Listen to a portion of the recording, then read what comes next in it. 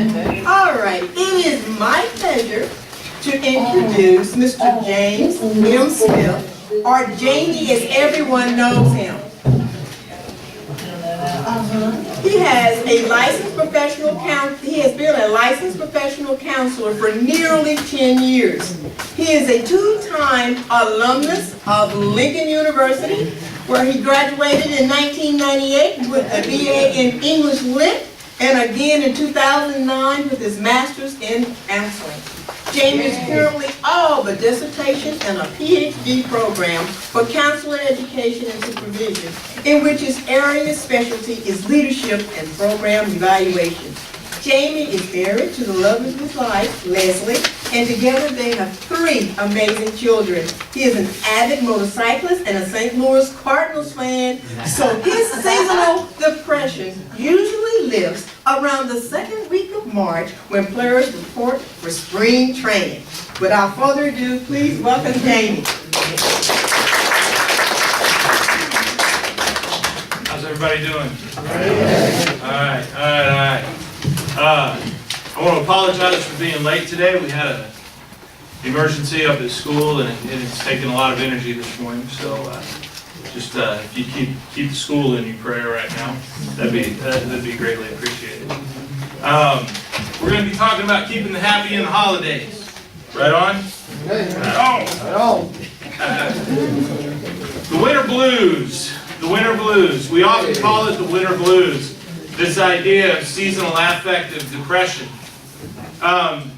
Seasonal affective depression is kind of a common name for this idea that people get depressed during the winter. But in fact, and this is number one, it can happen to people during different times of the year. Okay. So, but it's seasonal, and it's actually a type of depression. So, like if you were to look in the big book of, not the big book of AA, I know that's also called the big book, but the big book for counselors, which is the Diagnostic and Statistic Manual, you're not going to see seasonal affective depression. What you see is major depressive disorder with seasonal onset. So we have to use more words to describe the same thing because people with high education get paid by the word, I think. So, but it's called, but it can actually happen to people at different times of the year. In order to qualify for seasonal affective depression, a person has to experience a depressive episode for 2 years or more in a row during a specific season. So it's different than just feeling kind of blah in the winter. Seasonal affective depression can affect a person's energy level. It affects their thoughts. People can go into suicidal kinds of ideation. It can affect their appetite. So number 5, weight loss actually can be a sign. And it can also affect their appetite the other way, where they just want to eat everything. And so weight gain can also be a sign. So weight loss or weight gain that's kind of on an extreme level. It can be a sign of this.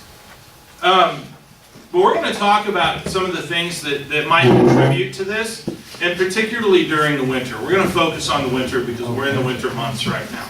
So we're going to be talking a little bit about the winter blues.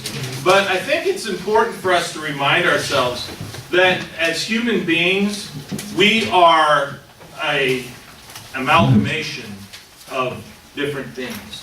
We are put together with a physical body, a social self, a cognitive, our thinking, our emotions, and a spiritual self. And that seasonal affective depression can affect all of these things. And so we're going to kind of go through each of these and talk about how seasonal affective depression can affect each of these things. This is also why seasonal affective depression, number 2, can be really hard to diagnose, because it can actually look like other things. We're going to talk a little bit about that. So the physical self. Sunlight and serotonin. We have a chemical in our brain that's called serotonin. And serotonin is actually a mood stabilizer. It helps us kind of stay level. Nobody is ever, their mood is ever like this. right? We have natural influxes of up and down times.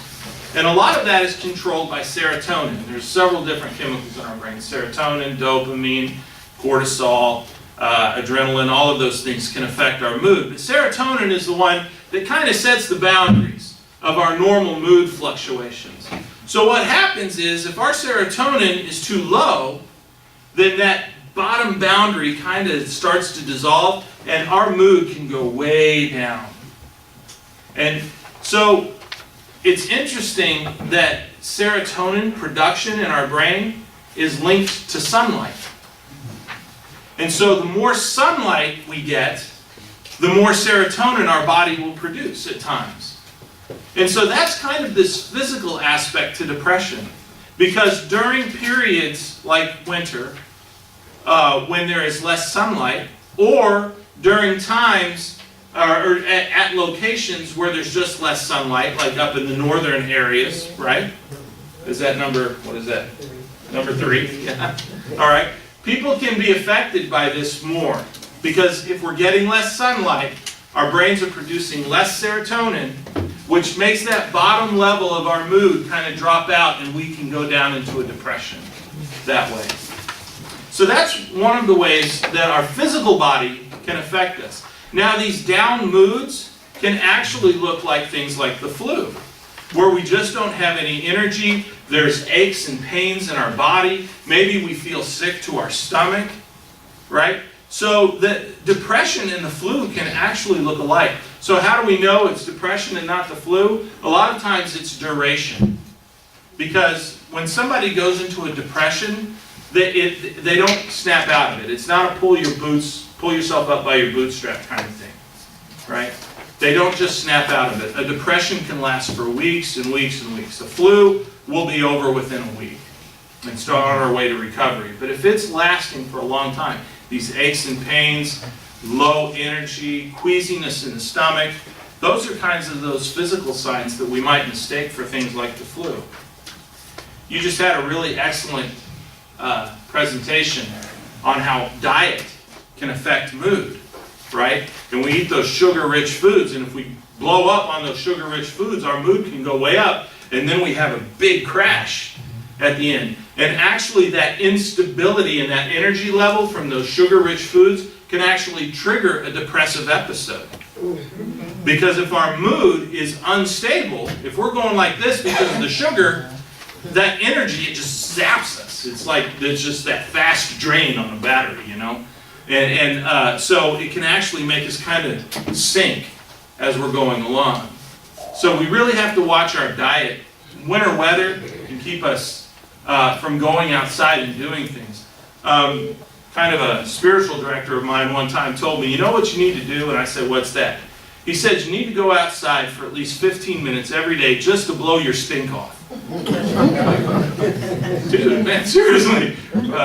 Pastor, but that's the idea. If we can get outside, even for just 15 minutes, and clouds don't really affect us. We say, oh, it's a cloudy day, there's not a lot of sunlight. There's enough sunlight that I can see that I'm absorbing sunlight, right?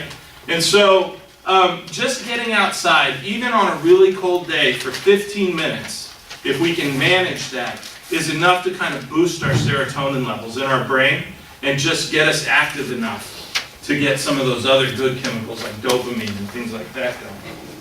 So, winter weather can be a bummer because it keeps us indoors and it keeps us sitting down, right?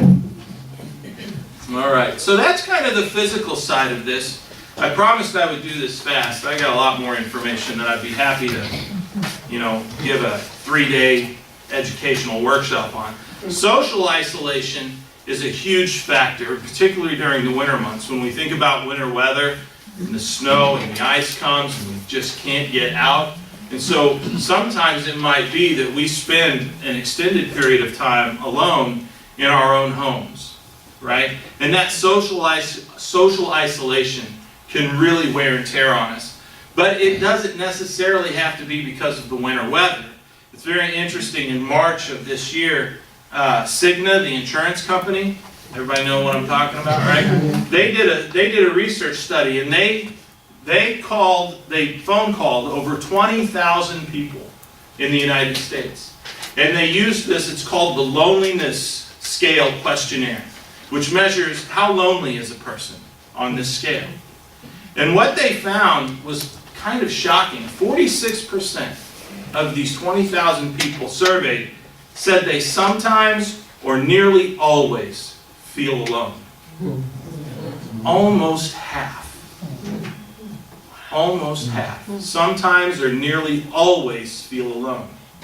43% said they believe they do not have any meaningful relationships in their lives. 20% said they never feel close to people. And 18% more on top of that said they have no one that they can really talk to.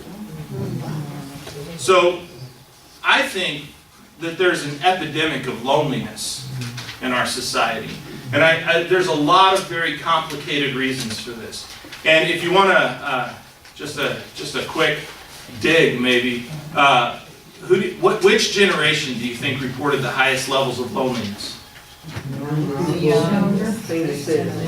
Millennials, right? The millennial generation actually reported the highest levels of loneliness. I have theories about that. Right? I have theories about that. What do you think the second highest rate of loneliness? Seniors. Yeah. But that was a pretty powerful study when I read that. Just thinking that almost half of the people surveyed felt lonely. Social isolation can do a lot to damage our psyche, our emotions, even our spiritual well-being. It is not good for men to be alone, right? We were created for social interaction. Yes. Yeah. Our thinking, our cognitive ability, right? Doing things that keep our minds active can be really important to help counter some of the effects of seasonal affective depression. We want to keep our minds active. And there's been a lot of research done on things like Alzheimer's disease and dementia. And what they find is that people who engage in reading, in puzzles, in those kinds of intellectual pursuits actually have lower rates of Alzheimer's and dementia. And the reason is because the mind is staying engaged. So the less we veg out and the more we can actually engage Sudoku puzzles, word finds. I worked in the prison. They used to get mad at me because I would bring in I used to work in the prison, and I would go and visit the guys that were in administrative segregation. So they were in isolation, basically, right? And I would take them puzzles, and they would get mad when I would bring them crosswords because they didn't like crosswords. They didn't have a dictionary. They weren't allowed a dictionary to help them.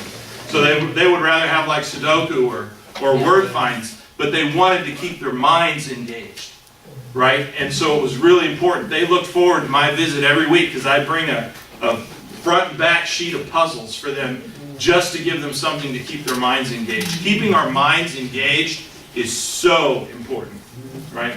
So keeping those cognitive wheels from getting cobwebs, it's really important. Our emotions can be all over the place, especially when we're experiencing depression. When we are depressed, a lot of people think of depression as like a sadness. And even when we talk about seasonal affective depression, people will define kind of the SAD, right? SAD, seasonal affective depression. So they make that connection. But depression isn't really sadness. Depression is a numbness. It's not feeling anything. So you sit down to your favorite meal and it's like it has no flavor, right? Or you're engaged in a conversation with someone that you know you care about, but you're just kind of, right? That's what depression is. But what that does is because we're not really having any, it's counterintuitive, I know, but trust me on this one. It's kind of counterintuitive because our emotions are so kind of numbed, they can be right on the edge. And so the slightest thing can cause the thunderbolt to come down when we're irritated, right? So we end up snapping at people. Or the slightest thing can cause a flood of tears. Or the slightest thing can cause just the angry rage outburst. And because we're just longing to feel anything. So our emotions during a depressive episode can be all over the place. And so self-awareness becomes hugely important. If we're feeling kind of down, just being self-aware so that we don't snap at people that really don't deserve it is really important during this time, because then we feel guilty, which adds to the depression, right? And so just practicing kind of that self-awareness of our emotional selves is important. This is the one where I want to spend a little bit more time. Our spiritual selves. We are also spiritual beings. So when I talk about the spiritual self, I need to make a distinction, I think, and this is a distinction that I make. Some people don't make it, and that's okay. You can feel free to completely dismiss it if you want. But it's a distinction between my spiritual self and my religion as an expression of my spirituality. My spiritual self is that part of me that responds to the big questions of life. Like, where did I come from? Where am I going? What is my purpose? What happens to me after I die? Why does suffering exist? Those are the answers to the big questions, and that's my spiritual self. And then what happens is, in a specific expression of religion, those are the things that, like dogma and doctrine and forms of prayer and connection with community. So that's religion. And those things are expressions of our spiritual self, right? We find expression of our spiritual self through our religious practices. But what happens is, during these times of depression, it can really shake us. It can shake us to the very core of who we are, and the very core of those questions. And you know, the dealing with grief during this time of year. Maybe it's the first time that we've spent a holiday without this person that we've loved. You know, where's that Christmas miracle? We hear the stories of Tyler Perry going in and paying off Walmart layaway. Where's my Christmas miracle? Where's the person that's going to help me out? And we see these images of reconciliation on television. Families that have been estranged suddenly together again at Christmas. Right? And where's my reconciliation with the people that I'm estranged from? And these questions can get right to the core of our spiritual selves. And can really, for some people, cause a crisis of faith. And I think it's important to cling to those things that sustain us in faith during these times, that help us answer those big questions of life, and help us conceptualize and staying connected to whatever that spiritual expression is that we have, right? Those things become so important and can lift us up during those times. So, I'm checking the time, make sure, because this is it. I really cut it down. It's 11:55. I know better than to stand between people in their lunch. We are physical, social, cognitive, emotional, and spiritual beings. And depression can affect all of those things. It can affect all of those things. And those things are interrelated with one another. So that if one of them gets shaken, it can bring down the others. But just like one of those things can get shaken and it can bring down the others, the fact is that if we focus in on one thing, it can actually lift up the others. So if we were to make a commitment, for example, I'm just going to walk 15 minutes every day. that can actually lift our emotions, it can lift our mood, it can restore our spirits, right? So we're going to focus on just one of these things that I feel like I have power over, because sometimes when we're faced with this kind of experience of depression, this deep sadness, we feel powerless in the world, right? So let's focus on the things that we do have power over, the things that we can do, the things that I know I can do. And if walking 15 minutes is too hard, I'm going to walk for 5, right? I'm going to watch my diet. That's all I'm going to do. I'm going to eat one less Dairy Queen salted caramel truffle blizzard this week, right? Right on. I got an amen. I'm going to eat one less this week, right? So I'm going to control the things that I can control. That's what I'm going to focus on, so that I can lift myself up. So I'm going to focus on my diet. I'm going to focus on walking. I'm going to focus on maybe doing something, just solving a puzzle. I'm going to get one of those Sudokus, and I'm going to focus on solving that. That can give us a sense of accomplishment, right? I'm going to focus on gratitude this week, or focus on a positive emotion. I'm going to focus on gratitude, and I'm going to start every conversation with the words thank you, no matter who it is, right? And just by doing those kinds of things, it can actually lift the other things up, because all of those things are connected in us. We are whole persons, right? That's what we were created to be. And so by healing one part of us, that healing can spread for the rest of the parts of us. Right on? All right. Should I take some questions real quick? Thoughts? Let's go to a satellite location. Kansas City, do you have any questions?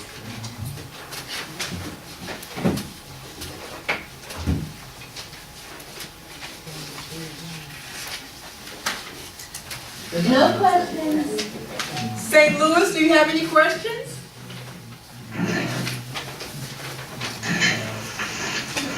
Yes, sir. On your graph there you have physical, social, spiritual, cognitive, emotional. I've already been taught that we are spiritual beings. We have a soul, we live in a body. The physical aspect of us is the earth suit. We have to have a physical to live on earth. But we are spiritual beings. You know, this is where one of the doctrines comes in terms of the difference between spiritual and religious. Because, and I don't want to get into a theological debate on that. So, but yes, we are spiritual beings. That is true. We are spiritual beings. And while we exist on this earth, we also have a physical body that can affect us.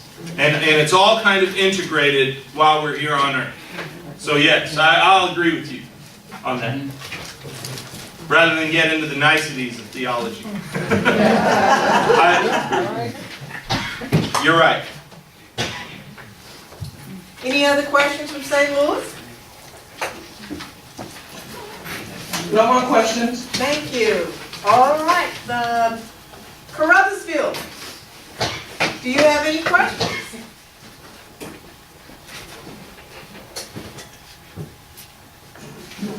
No, we have no questions. Well, let's move up the virtual highway to Sykeston. Do you have any questions? Short, sweet, and very concise. Very good job. Thank you. Thank you. That's kind of. Charleston.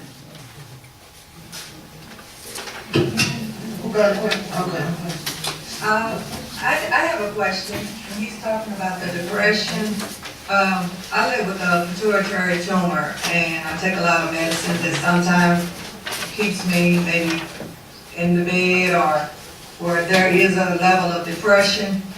And I also try to eat right and everything, but I was just wondering if there's something for a person that really can't get out as much as they would like to get out. to kind of help with that depression level when, if it's rainy outside or if you're not able to get out as much? I was wondering if there's something that can be done to maybe help with that. The first thing that I would talk about, that I would maybe recommend, is talking to your doctor about that. Because if your medication is having that kind of effect, where it's just completely knocking you out like that, with these depressive feelings and lack of energy, talk to your doctor about that, because he may, I don't know if the doctor will, and I always say he, but she may be able to adjust the medication to help with that, because that's part of that physical piece that can bring your whole being down. But the other thing is that when we are confined to our homes, maybe we can look for volunteer opportunities. Maybe get in touch with a church or a community center where we can volunteer making phone calls for outreach, or doing something to increase social contact, for example, by doing something like that, or doing something that will challenge us in terms of our cognitive abilities and our thinking. So getting involved with doing puzzles, just things like that. Setting goals can be so hugely important to help, because it gives us a sense of accomplishment. And when we can start feeling like we're being productive, because I think a lot of times, this is just me kind of talking right now, but and this is purely anecdotal from my experience as a counselor, but a lot of times what happens with people who are depressed is that they start to feel like they're not productive. And then that undermines even more their self-esteem. And so if we can feel like we're contributing to something more than ourselves, it can actually lift us up. And we can do that kind of thing from our home by looking for volunteer opportunities. Maybe make a meal for a Meals on Wheels program if you're going to cook something, or look for opportunities maybe to make phone calls to connect with other people who may be homebound at the moment. But just so that you're increasing that social interaction, increasing cognitive challenges, setting goals that I'm going to accomplish this today, all of those things can be really helpful for people who are homebound for specific things. I hope that answered your question. Yes, it did. Thank you so much. Central Missouri, any questions? The question I have, how do you relate or can be of support to a person right around Christmas? Now this can start back in summer, September. This person is so, they make an announcement that they get depressed during the holidays and say they don't like Christmas.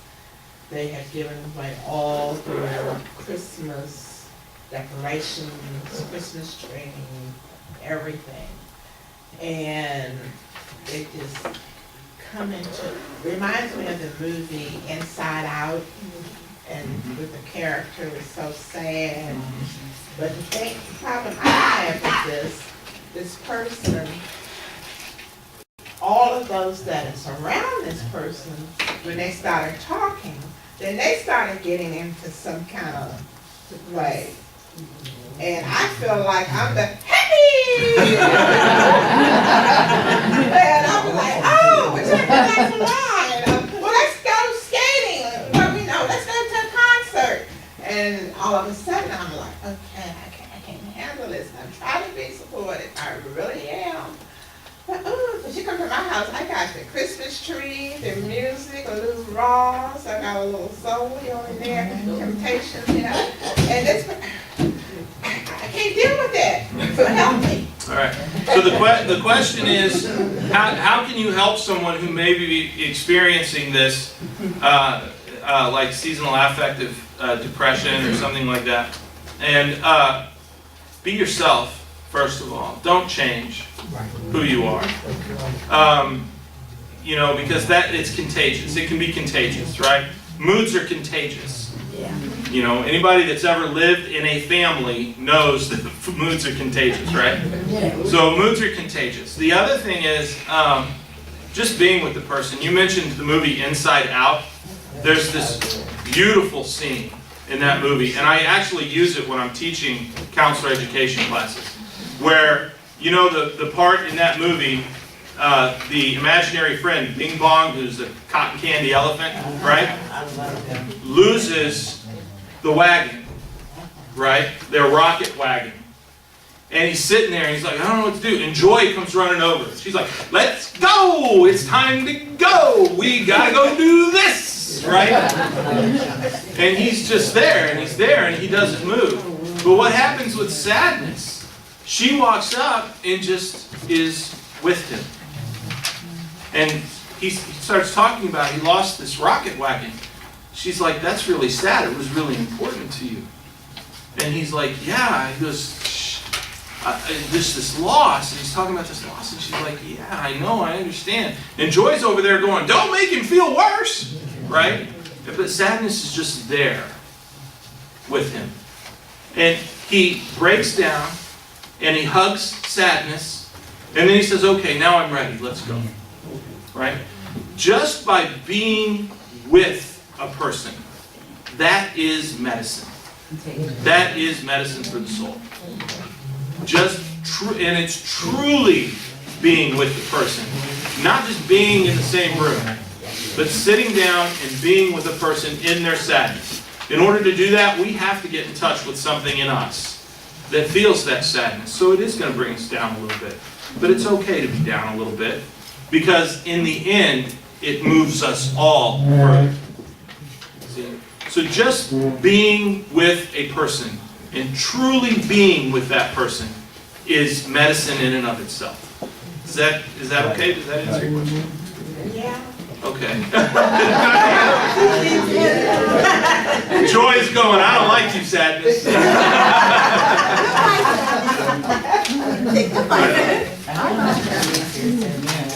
It is. It's very much easier said than done.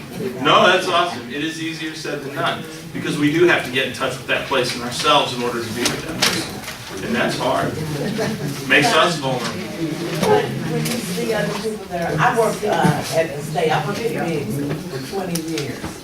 But I've always had to give them, so, I mean, I don't get that, thank God for it. But you have to learn how to interact with different people and get on their level, because the one thing I did really learn when I went to the state hospital, they take our keys and we get keys to lock the clients in. I would always run my hand in my pocket and I would say, thank you, Jesus. And I was always really super good to my clients because I was thinking this could be me. Someone could be locking me in instead. And so I always tried to be good to them, because I really felt sorry for them, no matter what their crime was. I really felt sorry for them that they had to be locked in. It was a terrible thing to be caged in. Yes. And I saw that, but I learned so much from those clients at the state hospital. I just learned so much, and I learned how to love more and everything just by being around those people. And I would do anything to make them happy. I even lied to them. I won't tell. Okay. Just being with someone, it was a profound thing. When I very first started in the mental health career, I worked as a case manager for people who had severe and chronic mental health disorders. So these are people who had like severe schizophrenia or schizoaffective disorder, severe bipolar disorder, those kinds of things. And but they lived in the community, right? And so we would go with them, and it was always a profound thing to me that sometimes I would just come into the realization that I was probably the first person, and this isn't anything special about me, this is what we did, right? That all of us did this, that we were probably the first people in this person's life who ever really tried to understand this person from their perspective. To make that connection with this person. And when you can do that, healing happens. Healing happens when we can make that connection and truly understand another person from their point of view. So. I've been around people who, you ask them how are they or something, and they always say, well, I live life one day at a time. And to me, that kind of throws me in a loop when I wonder how can a person live one day at a time without a plan, you know. On most jobs and everything, you got a plan for next week, for a 5-year plan, 10-year plan. And I think one's life should be planned, you know, we don't never know when we're gonna expire and leave here, but yet, I think we should have goals that we're trying to reach in life, rather than just one day at a time. Is there any rationale to that, or? Yes, but I want to say, not but, and I want to say it's a both and. Because people that only live one day at a time just float, Yes. right? They just float. And they might be in Spain tomorrow. You don't know. You know? It's like, oh, I decided to work with people, and I'd go and knock on their door to see them, and their neighbor would answer and go, oh, they moved to Ohio last week. This person can't answer their mail. You know? They pick up and move to Ohio, right? So they just kind of float, right? But then you have the other side where people are so tied into this plan, that they become dysfunctional if anything disrupts it, right? So it becomes a both and, living our lives. And the way that I think of it is, I've got a goal, right? I've got this goal out here. But right now, I have to make this decision based on who I am, what I know, what's going on around me, the resources I have. So this is the decision I have to make. And if I make the right decision right now, that's going to bring up the next decision. And then that's going to bring up the next decision. And if I can focus on this decision right now, today, when I get here, I'm going to be where I'm supposed to be. You see? And so, but it's important to have that goal, because that's what I measure these day-to-day decisions by. So it's a both and. Living day to day, I'm going to live today making the decisions I have to make today.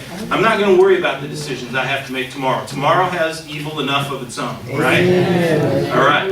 So I'm going to make the decisions I have to make today, and then when I get there, I'll be there. That was good. That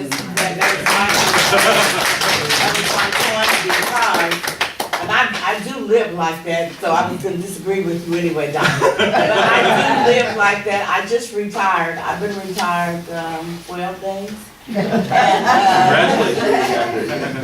And so that is right on point, for the simple fact that man plans, but God unplans. And I am so to the point that I can't even plan what to wear in clothing anymore, because this is my first time over here. And you know, first impressions make a good impression. So I was gonna curl my hair, I was gonna do my nails, and I was gonna wear a dress. Voila! My daughter-in-law called this morning, she's Bulgarian. So sometimes we have to titter-tay to get that accent together, and I can really pay attention to what she's saying.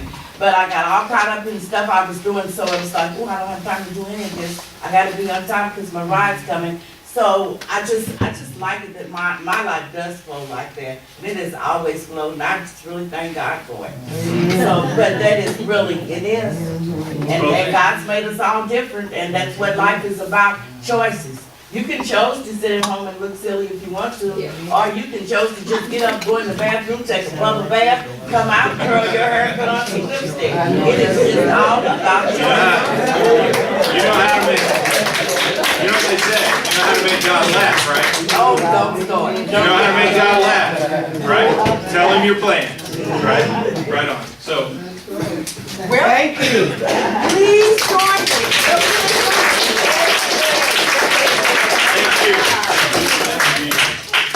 lift my spirit a little bit. Our spirit.